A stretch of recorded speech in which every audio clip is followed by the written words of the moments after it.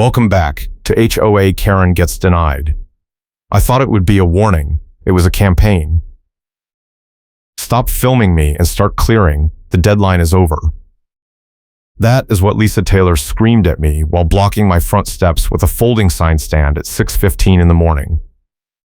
She planted the stand right in the middle of my walkway, the one I had already cleared twice since midnight, and told me the HOA would post an official hazard notice and fine me if I did not clear it again right now. I was holding my phone because I had been checking the radar for the next wave, and she acted like I was running surveillance on her. I live in Edmonton, Alberta, in a development called Fairview Snowbank, and the Fairview Snowbank Snow Route Association micromanages shoveling like it is architecture. Lisa Taylor is the gate access administrator, which in theory means she handles entry codes and vendor lists. In practice, she abuses codes and twists emergency rules to target anyone she does not like. I work as a logistics coordinator, I run on deadlines, and I cannot afford to have my driveway declared a hazard zone because Lisa decided my car battery jump pack is an auto shop operation. She pointed at the jump pack sitting on my driveway apron. It was still plugged into the wall outlet, charging after I used it on a neighbor truck last night. "You are running a commercial repair service without a permit," she said. "That is a zoning violation and a snow route obstruction." I shook my head. "It is a consumer jump pack. I helped someone start their truck." She pulled out her phone and snapped 3 photos. "I have all day, and so does my fine meter," she said. That catchphrase. She had used it on me before, 2 weeks ago, when she cited me for letting a guest park in my driveway during a snow emergency that had not been declared yet. That first time I let it go because I thought it was a misunderstanding. Now I knew better. I asked her what inspection she was talking about. She said the HOA board voted last night to implement midweek walkway compliance checks during active snow events, and my property failed. I asked her to show me the meeting minutes. She said they would be posted within 72 hours per the bylaws, and I needed to comply immediately or face escalation. I asked what escalation meant. She said a warning that my guests will be cited or towed during the next snow emergency, and if I did not move the jump pack and re-clear the walkway within 30 minutes, she would authorize a vendor to alter something on my property without permission under the excuse of safety. I stared at her. "You cannot do that," she smiled. "You are not the first person I have corrected, and you will not be the last." Then she turned and walked back toward the mailbox cluster, leaving the folding stand in my path. I moved the stand, unplugged the jump pack, and cleared the walkway again. My gloves were already soaked through from the earlier rounds, and my hands started going numb. I had to meet my neighbor witness, Derek, at the mailbox cluster before the next storm wave hit, because he had seen Lisa tow threaten another homeowner last month, and I needed his statement on record. The forecast showed another squall rolling in around 7, and if I missed Derek, I would lose my best corroboration. I finished the walkway and jogged toward the mailboxes. Snow started falling harder. Derek was already there, checking his mail. He is a CPA, and he spots red flags in financial documents for a living. I had asked him 2 days ago to look at the HOA ledger because I suspected Lisa was manipulating minutes and agendas to erase objections after the meeting. He pulled a folded printout from his coat. "You need to see this," he said. "There are line items under legal fees that do not match any attorney invoice I can find in the public records. Someone added charges after the fact, and the amounts do not tie to anything the board approved." I took the printout. The charges were labeled as compliance consulting and enforcement coordination, and they were billed to a vendor I had never heard of. Derek said the vendor address matched a P.O. box that Lisa Taylor had registered under her own name 3 years ago. I felt my stomach drop. "She is billing the HOA for her own harassment." Derek nodded. "And if you look at the call logs, she has been authorizing tow dispatches without board votes. That is fraud." I asked Derek if he would testify if I filed a complaint. He said yes, but I needed hard proof, not just ledger discrepancies. I needed tow dispatch logs and call recordings showing Karen authorized a tow without proper authority. I told him I would file a records request that afternoon. He said good, because the board meeting was in 5 days and Lisa would bury the evidence if she got wind of it early. I walked back to my house. The jump pack was gone. I checked the driveway, the garage, the front step. Nothing. I called Derek. He said he saw a white van pull up while we were talking, and a guy in a yellow vest grabbed something from my driveway and left. No knock, no notice. I asked if he got a plate. He said no, but the van had a Fairview Snowbank Snow Route Association magnet on the side. Lisa had sent a vendor to remove my property. I called the HOA office and got voicemail. I left a message demanding an explanation and threatened to file a police report for theft. 10 minutes later, my phone rang. It was the property manager, a man named Greg, and he had a forced smile in his voice. He said Lisa had determined the jump pack was a safety hazard under the emergency snow route protocol, and the vendor had impounded it for inspection. I could retrieve it after the storm cycle ended, and I paid a $50 impound fee. I asked Greg if he had authorized that action. He paused. Lisa has discretion under the emergency protocol. I asked if the protocol included seizing personal property without notice or a hearing. Another pause. I will look into it and get back to you. I told him I wanted the jump pack returned immediately, and I wanted documentation of the legal authority Lisa used to take it. He said he would check with the board attorney. I said I would give him until noon, and then I was filing a complaint with the management company and the police. I hung up and started documenting everything. I took photos of the empty driveway, the walkway I had cleared 3 times, and the folding stand Lisa had left behind. I screenshotted the weather alerts showing the storm waves and the timeline of when I had cleared the path each time. I pulled up the HOA bylaws and searched for any mention of impound authority. There was nothing. The emergency protocol allowed the board to restrict parking and require clearance within 12 hours of snowfall, but it said nothing about seizing property or authorizing vendors to enter private driveways. I let her think I was cornered because my trump card needed her to overreach. I had been gathering evidence for 2 weeks, ever since the guest parking incident. I had tow dispatch logs, call recordings from the tow company, and a map showing the rule does not apply to my lot, and Karen knew it. But I could not reveal it yet, because if I tipped my hand too early, she would find a way to bury it or twist the narrative. I needed her to escalate one more time, in front of witnesses, so there would be no wiggle room. At 11:30, Greg called back. He said the board attorney had reviewed the emergency protocol and determined that Lisa acted within her authority. The jump pack would be returned after the storm, minus the impound fee, and I would receive a formal notice documenting the violation. I asked what violation. He said operating a commercial vehicle service in a residential zone during a snow emergency. I told him that was absurd, and I wanted a hearing. He said I could request one in writing, and the board would schedule it within 30 days. 30 days. I was trying to keep my neighborhood reputation clean, and the HOA was smearing me as a code violator and a scofflaw, and they wanted me to wait a month for a hearing. I told Greg I would file a records complaint with attachments, and management would have to answer within 72 hours under Alberta condominium law. He got quiet. I could hear him typing. Then he said he would escalate my concerns to the board president and see if they could expedite the hearing. I said thank you and hung up. Then I drafted the records request. I asked for all tow dispatch logs for the past 6 months, all vendor invoices tied to compliance actions, all board meeting minutes and recordings, and all communications between Lisa Taylor and any vendor or tow company. I attached Derek printout showing the bogus legal fees, and I included a statement that I had reason to believe the HOA was manipulating minutes and agendas to erase objections after the meeting, and that Lisa Taylor had a financial conflict of interest. I filed the request through the management company portal and copied the board president and the provincial condominium compliance office. Then I waited. The snow squall hit at 1:15.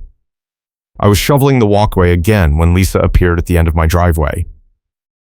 She had orange cones in both hands, and she started setting them up in a line across the apron. I asked what she was doing. She said the HOA had determined my driveway was a slip hazard and needed to be cordoned off until a vendor could apply additional de-icing treatment. I asked who authorized that. She said the board president, under the emergency protocol. I pulled out my phone and started recording. She held up a hand. "Stop filming me. This is a private compliance action. I kept recording. This is my property, and you are trespassing. She shook her head. The HOA has easement access for safety inspections. I asked her to show me the easement language. She said it was in the bylaws. I said I had read the bylaws twice and there was no easement for compliance inspections, only for utility maintenance. She picked up another cone and moved it closer to my front step. I have all day, and so does my fine meter, she said again. I told her I had filed a records request and the management company was reviewing her authority. She laughed. Good luck with that. The board controls the records and we decide what gets released. I said that was not how the law works. She shrugged. We will see. A car pulled up behind her. It was Derek. He rolled down his window. Lisa, you cannot block his driveway with cones. That is not a safety measure, that is harassment. She turned and glared at him. This does not concern you. He got out of the car. I am a homeowner here, and I am witnessing this. You are on camera, and you are abusing your position. She pointed at him. You want a citation too? He smiled. Go ahead. I have been documenting your actions for weeks, and I am happy to testify. Lisa's face went red. She picked up the cones and threw them into the back of her SUV. Then she pulled out a handheld radio and clicked it on speaker. This is Lisa Taylor, Gate Access Administrator. I need a tow truck dispatched to Lot 42 for an unauthorized vehicle obstruction. I stared at her. My car is in my own driveway. She said, your driveway is a hazard zone, and your vehicle is obstructing emergency access. The tow truck will be here in 20 minutes. Derek stepped closer. Lisa, you are on record authorizing a tow without board approval. That is fraud. She clicked the radio off. I have discretionary authority under the emergency protocol. Derek shook his head. No, you do not. I have seen the bylaws, and there is no discretionary tow authority. You need a board vote or a police order, she smiled. Then file a complaint. I already have one pending against you for guest parking. I asked her what she was talking about. She said Derek had parked in my driveway during the last snow emergency, and that made him liable for the same fines and tow threats she had issued to me. Derek laughed. I never parked in his driveway. She pulled out her phone and showed us a photo. It was a truck in my driveway, timestamped 2 weeks ago. Derek looked at it. That is not my truck. I drive a sedan. She looked at the photo again, and her face flickered. Well, someone parked there, and the rules apply. I realized she was making it up as she went.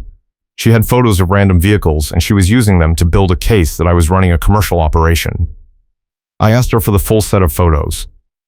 She said they were part of an ongoing investigation, and I would receive copies at the hearing. I told her I wanted them now, under the records request I had filed. She said the request was under review, and I would get a response within 72 hours. The tow truck showed up 18 minutes later. It had a distinctive amber strobe on the roof, the same one I had seen twice before when Lisa had threatened other homeowners. The driver got out and walked up to Lisa. She pointed at my car. That one. He looked at me. You the owner? I said yes. He asked if I had been notified of a tow order. I said no. He looked at Lisa. I need documentation. She handed him a printed form. He read it and frowned. This is not a board order. This is a compliance note. I cannot tow based on this. Lisa's face went redder. I am authorizing it under the emergency protocol. The driver shook his head. I need a signed board order or a police impound notice. Otherwise, I am liable for wrongful tow. She raised her voice. I am the Gate Access Administrator, and I have discretionary authority. He put the form back in her hand. Then, get the board president to sign it, and I will come back. He got in the truck and drove off. Lisa stood there, breathing hard. Derek said, You just tried to commit theft of service. I am a witness, and I am reporting this to the management company and the police. She pointed at both of us. You think you are clever, but you have no idea how deep this goes. The board has been cleaning up this neighborhood for years, and we do not tolerate troublemakers. I said, cleaning up? You mean manipulating records and billing fake fees? Her eyes went wide for half a second, then she recovered. Prove it. I smiled. I will. She got in her SUV and drove off. Derek turned to me.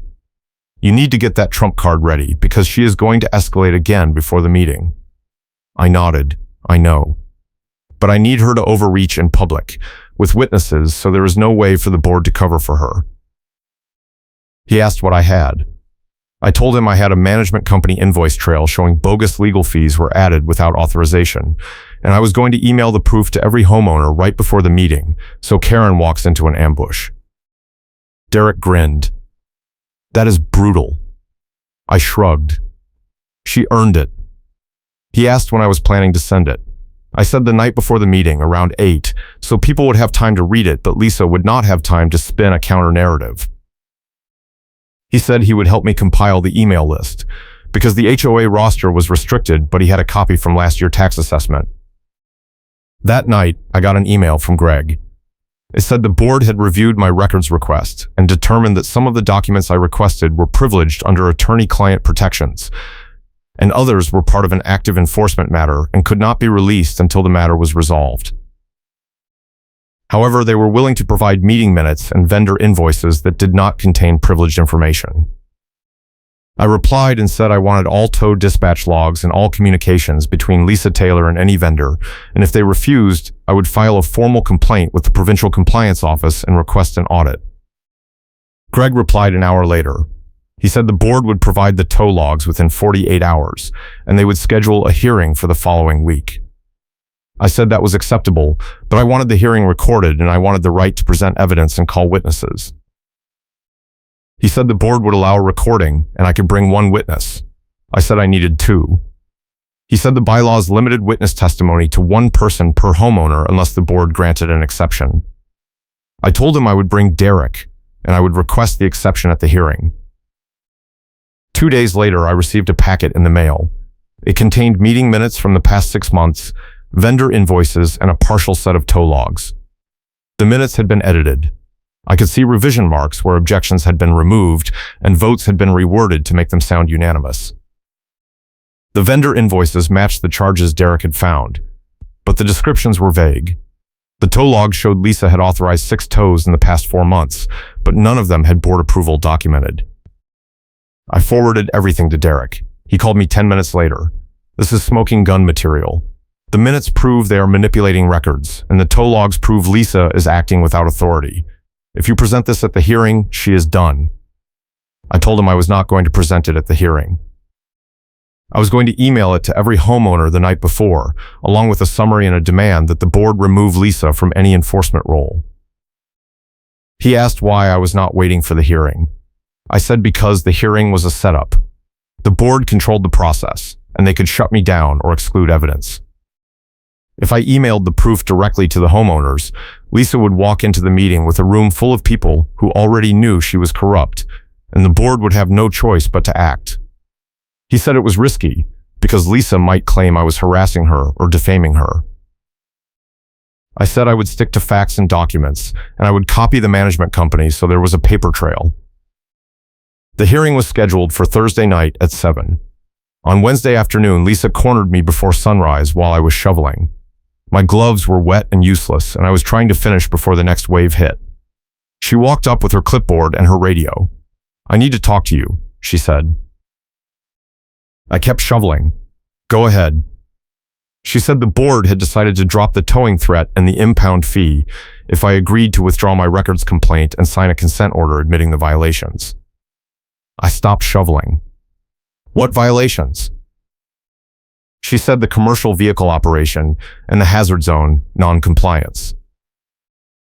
I told her I was not admitting anything and I was not withdrawing the complaint. She stepped closer.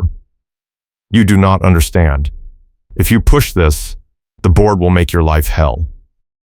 We will audit every inch of your property, we will fine you for every minor infraction, and we will make sure you never get approval for any modification or repair. I looked at her. Is that a threat? She smiled. It is a promise. You are not the first person I have corrected, and you will not be the last. I told her I would see her at the hearing. She said I was making a mistake. Then she turned and walked away. I finished shoveling and went inside. I had 6 hours before I needed to send the email. I spent the afternoon drafting it. I kept the tone factual and professional. I attached the edited meeting minutes, the vendor invoices with the bogus charges highlighted, and the tow logs showing Lisa had authorized 6 tows without board approval. I included a summary explaining that Lisa Taylor had been manipulating records, billing fake fees, and abusing her enforcement authority, and I called on the board to remove her immediately. At 8 that night, I sent the email to every homeowner on Derek list, 93 addresses. Then I copied the management company, the board president, and the provincial compliance office. I included a note saying I was providing this information in the interest of transparency and accountability, and I would be presenting additional evidence at the hearing the following night. Then I turned off my phone and waited. Thursday morning, my phone exploded. I had 27 voicemails and 46 emails. Most of them were from other homeowners thanking me for exposing Lisa and asking how they could help. 3 were from board members demanding that I retract the email and apologize. 1 was from Greg, asking me to call him immediately. I called him back at noon. He sounded rattled. The board president wants to talk to you before the hearing. I said fine, but I was not retracting anything. He said the board was willing to negotiate a resolution if I agreed to keep the matter private. I told him the matter was already public, and I was not interested in a backroom deal. He said the board was prepared to remove Lisa from any enforcement role and refund the impound fee if I agreed to drop the complaint. I said that was not enough. I wanted the board to adopt a clear snow policy with a neutral appeal process and proof standards, and I wanted Lisa barred from contacting me directly. He said he would relay that to the board and get back to me before the hearing. I spent the afternoon preparing my presentation. I printed copies of the email attachments and organized them in a tabbed binder with no readable text on the tabs. I wrote a short script outlining the key points, the manipulated minutes, the bogus fees, the unauthorized tows, and the threat Lisa had made the day before. Derek called at 4 and said he had heard from 3 other homeowners who wanted to testify about Lisa targeting them with fake violations. I told him to bring them to the hearing. At 6:30, I drove to the HOA clubhouse. The parking lot was full. I counted 30 cars, way more than usual for a board meeting. I walked inside and found the meeting room packed. There were homeowners standing along the walls. The board president, a man named Paul, was at the front table with 2 other board members. Lisa was sitting in the front row, arms crossed, face tight. Greg was standing near the door with a forced smile. Paul called the meeting to order at 7. He said the board had reviewed the concerns raised in my email and they wanted to address them before moving to the main agenda. He asked me to present my evidence. I stood and walked to the front. I handed out the binders and started with the meeting minutes. I showed where objections had been erased and votes had been reworded. I pointed to specific examples where Lisa had removed dissenting comments and made it look like decisions were unanimous. Then I moved to the vendor invoices. I showed the charges labeled as compliance, consulting, and enforcement coordination, and I explained that the vendor address matched a P.O. box registered under Lisa Taylor name. I said this was a conflict of interest and possible fraud. Lisa stood up. That is a lie. Those fees were approved by the board attorney. I asked her to show me the approval. She looked at Paul. Paul shuffled papers. We will review that offline. I said no, we will review it now. I want to see the board vote authorizing those fees. Paul said the vote was in the minutes. I held up the edited minutes. These minutes? The ones where objections were erased? He did not answer. I moved to the tow logs. I showed that Lisa had authorized 6 tows without board approval, and I read the bylaw section that required a board vote for any enforcement action that involved third-party vendors. Then I played a recording I had saved from the day the tow truck refused to tow my car. You could hear Lisa demanding the driver tow without documentation, and the driver refusing. The room went silent. Paul looked at Lisa. Is that your voice? She did not answer. I said I had additional recordings showing Lisa threatening me, and I had witness testimony from Derek and 2 other homeowners documenting similar harassment. Derek stood. I can confirm that Lisa has targeted multiple homeowners with fake violations and unauthorized tow threats. She billed the HOA for enforcement actions that never had board approval, and she manipulated records to cover her tracks. Paul cleared his throat. The board takes these allegations seriously, and we will conduct a full review. I said a review was not enough. I wanted Lisa removed from any enforcement role immediately, and I wanted the board to refund every fee tied to the bogus charges. I also wanted the board to adopt a clear snow policy with a neutral appeal process and proof standards, and I wanted Lisa barred from contacting me or any other homeowner directly about compliance matters. Lisa stood again. You cannot do this. I have been protecting this neighborhood for years. I have stopped code violators, I have kept property values stable, and I have enforced rules that everyone else ignored. You are just angry because you got caught running a commercial operation out of your driveway. I pulled out my phone and brought up the zoning map. I walked over and handed it to Paul. That map shows the rule does not apply to my lot. My property is zoned residential flexible, which allows home-based services as long as they do not generate commercial traffic. A battery jump pack does not qualify as commercial traffic, and Lisa knew it. Paul studied the map. Lisa's face went pale. I continued. Lisa has been targeting homeowners with violations that do not exist, billing the HOA for fake fees, and manipulating records to hide her actions. She threatened me yesterday, on camera, and said the board would make my life hell if I did not drop the complaint. That is harassment, and it is illegal. I want her removed, and I want the board to adopt policies that prevent this from happening again. Paul looked at the other board members. They nodded. He turned to Lisa. Lisa, pending a full investigation, you are suspended from any enforcement duties effective immediately. You are not to contact any homeowner directly about compliance matters, and you are not to access any HOA records or vendor accounts without board approval. Lisa stood, shaking. This is outrageous. I have done nothing wrong. Paul said, we will schedule a closed session to review the evidence, and we will make a final determination within 2 weeks. Until then, you are suspended. Lisa tried to say something else, but Paul cut her off. The board will now move to the main agenda. Lisa grabbed her coat and stormed toward the door. Someone in the back row raised a hand. Before she leaves, I want a motion on record. I move that the board formally apologize to the homeowners who were targeted by Lisa Taylor actions, refund all fees tied to unauthorized enforcement, and adopt a neutral appeals process for compliance disputes. Someone else seconded. Paul looked uncomfortable. We can discuss that in the closed session. The homeowner said, no, we are discussing it now. I want a vote. Paul hesitated, then called for a vote. The motion passed unanimously. Lisa was at the door. She turned back.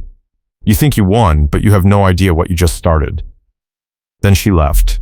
The room stayed silent for a moment. Then someone started clapping.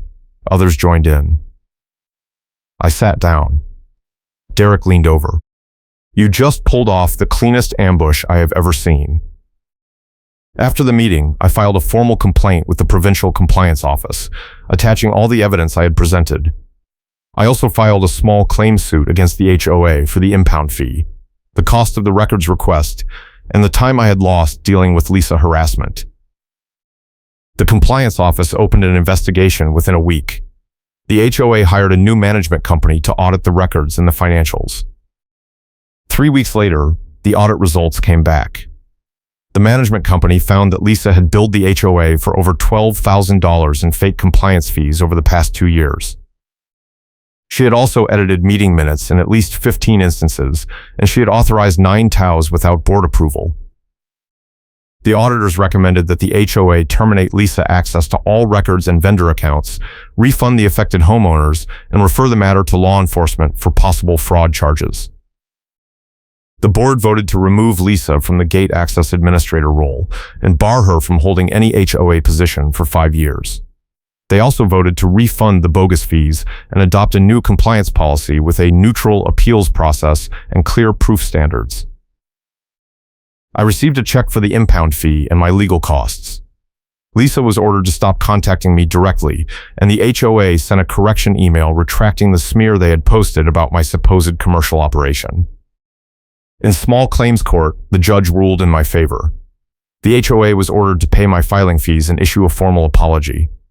The judge also noted that the HOA compliance policies had been dangerously vague and that the board had failed to provide adequate oversight of Lisa actions.